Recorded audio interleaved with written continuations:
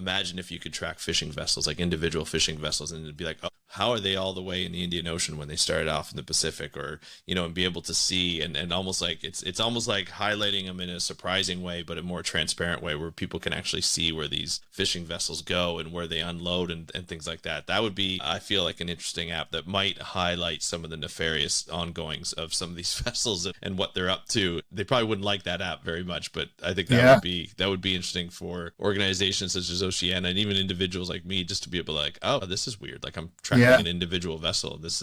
And there's been some really supposed to happen.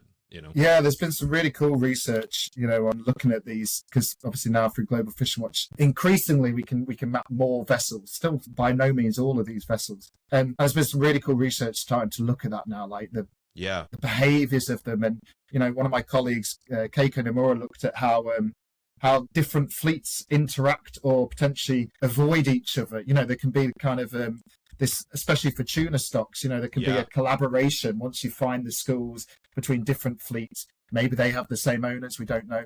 And then others would fish in completely different areas, like almost like this avoidance. And similarly with fishing in the high seas and these different systems that are out there, we're learning more and more that the high seas isn't just this, blank homogeneous desert, but has these kind of networks of systems and underwater mountains, and seeing how these different vessels time it so they all arrive at the same time. I think this is a really exciting area of research at the moment, is looking at this.